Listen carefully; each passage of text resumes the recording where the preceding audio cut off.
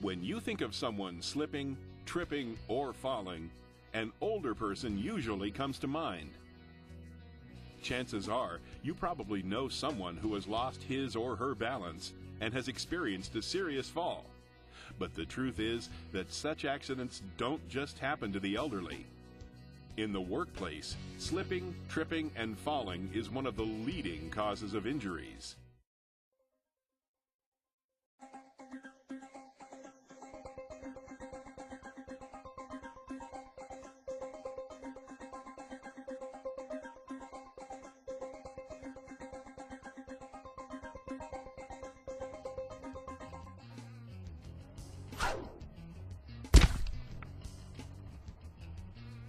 According to OSHA, slip, trip, and fall accidents account for the majority of workplace injuries and are a major cause of accidental deaths, second only to motor vehicle accidents. Slip, trip, and fall accidents occur frequently because situations that can lead to such accidents are all around us. A box left in a hallway can be an unseen trip hazard, especially in darker areas. Wet concrete or other wet surfaces can be very slippery. Reaching just a little bit more from a ladder can spell disaster. Most slip, trip, and fall accidents can be prevented simply by following safety rules and safe work procedures. In this video, we will examine types of falls, causes, prevention, fall protection, walking on wet surfaces, and falling.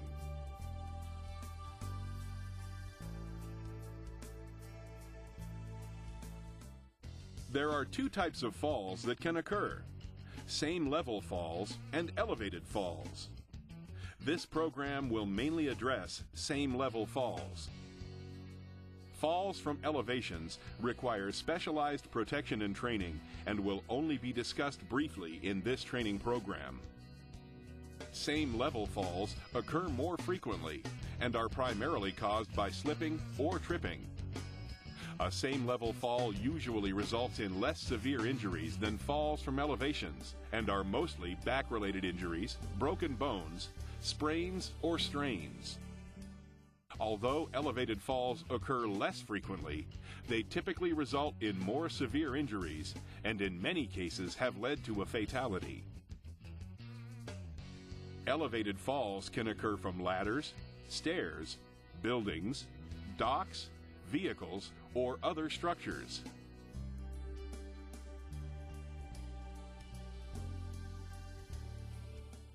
There are many hazards which lead to slips, trips, and falls.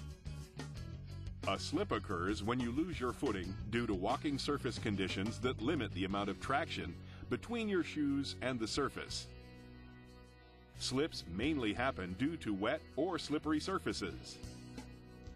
Surfaces can become wet and or slippery from rain, snow, ice, oil, or spills. Loose flooring such as broken tiles, a worn mat, loose rugs, and the surface material itself such as a ceramic tile or smooth concrete can also cause one to slip. The slip hazard increases when inappropriate shoes or other footwear is worn. A trip occurs when you strike an object with your foot or leg that throws you off balance, causing you to fall. Trips can be caused by stepping downward unexpectedly. For example, not realizing there is a curb when walking and stepping off it could cause you to trip. There are many possible causes of trips. Inadequate lighting or moving from lit areas to dark areas or from dark to well-lit areas can be dangerous. Other trip hazards include obstructed pathways from tools, equipment, supplies, debris, cables, and/or cords. Walking surface conditions, which might involve uneven surfaces, potholes, temporary walkways, and cracks, can also lead to tripping. And finally, carrying large and/or heavy objects that obstruct your view or cause you to become off balance can cause a trip. A fall occurs when you are thrown off balance and you go from a standing or erect position suddenly and unexpectedly to a downward movement, or you drop from one level to a lower level. Slipping and tripping usually results in a fall. Other types of falls include falls from ladders and scaffolds. Misuse or inappropriate actions can be very dangerous when using ladders and scaffolds and usually lead to injury accidents. Getting in and out of equipment, trucks, and other vehicles always presents a fall hazard. Traction is generally low when stepping onto or off of the metal steps, tailgates, or other parts of such equipment. Riding on the outside of equipment and vehicles is also dangerous unless there is appropriate seating. Many companies prohibit riding on moving equipment. Moving up or down stairs can be hazardous, especially while carrying something. The potential for a fall accident is also greater when the stairs are wet or when clutter is stored on the steps or you are unable to use the handrails.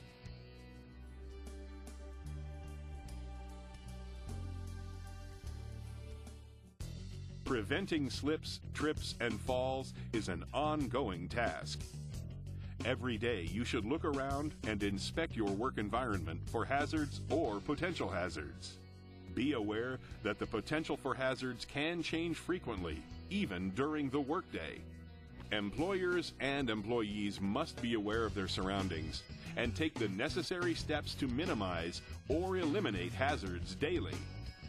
Housekeeping is one of the most important aspects of preventing hazards. A messy work area leads to unnecessary hazards.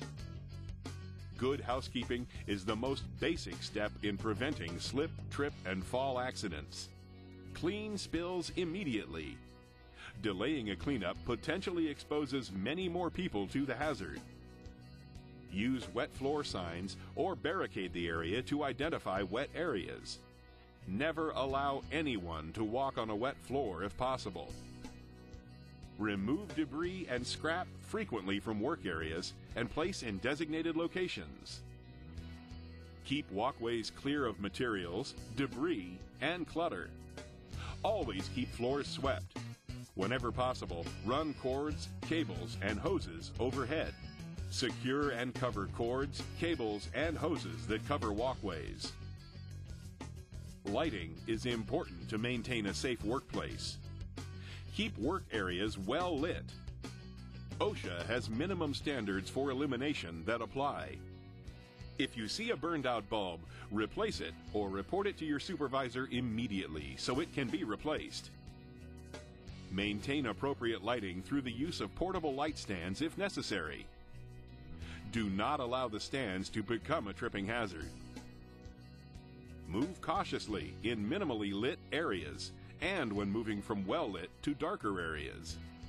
Let your eyes adjust for a moment before moving. Wear dark glasses when working in direct sunlight, if practical. Stairways are always a tripping hazard. It is important to keep them free of materials and debris. Always walk slowly and use handrails when going up or down, taking one step at a time. Never carry a large item that obstructs your view of the stairs. Keep outside steps free of ice and snow. Ladders are another hazard that we take for granted. Never use a chair, box, table, or other objects not specifically made for standing on to reach elevated levels. Always use a properly designed ladder. Use only ladders meeting OSHA requirements and are appropriate and meet the weight requirements for the work being performed. Place ladders at a 4-to-1 ratio from the vertical support. For every 4 feet of working length, the ladder base should be 1 foot out from the top support. Always tie off a ladder and let the rungs extend at least 3 feet above the landing surface. Never use a metal ladder on or around electrical elements. Always use a wood or fiberglass ladder that has been designed for use near electricity. Maintain a 3-point contact with the ladder whenever climbing, descending, or working from a ladder. 1 hand and 2 feet, or 2 hands and 1 foot. Scaffolding is used frequently to access areas and as working platforms. Never take scaffolding for granted. Construct all scaffolds according to the manufacturer's instructions. If you don't understand something, ask your supervisor. Install guardrail systems along all open sides and ends of platforms as required by OSHA. Use appropriate fall protection for scaffolds more than 10 feet above a lower level. Use caution when working with tools and building materials on the limited space of a scaffold. Provide safe access to scaffold platforms. Never climb cross bracing as a means of access.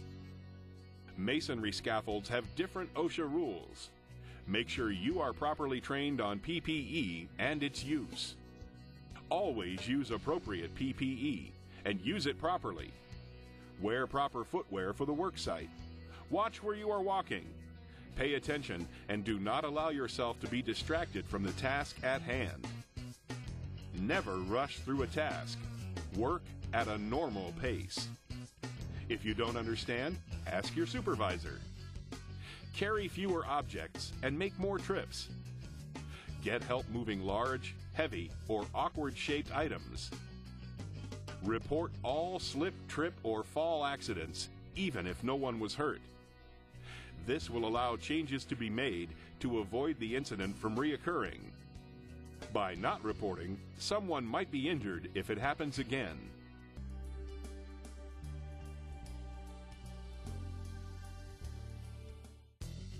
Construction employees working at elevations of 6 feet or more, and all other employees working at elevations of 4 feet or more, must be protected from falling by a guardrail system, safety net system, or personal fall arrest system. This OSHA-mandated rule applies to ramps, runways, open-sided floors or platforms, and other working and walking surfaces.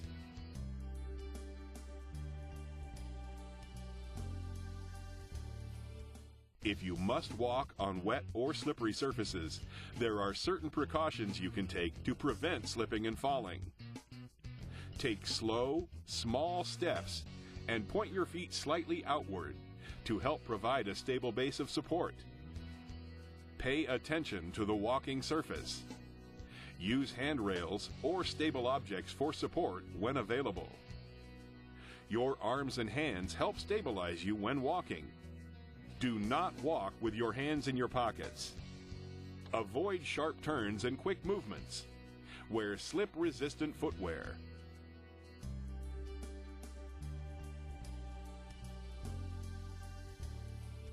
The purpose of this training program is to prevent falls, but should you fall, it is important to know how to fall to minimize injury.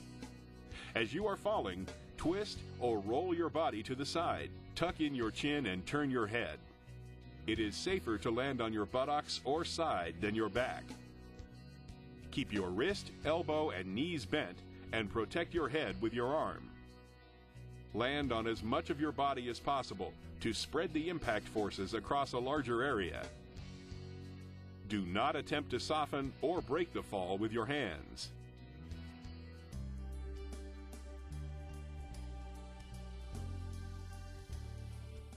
Slips, trips, and falls continue to be a major problem in the workplace.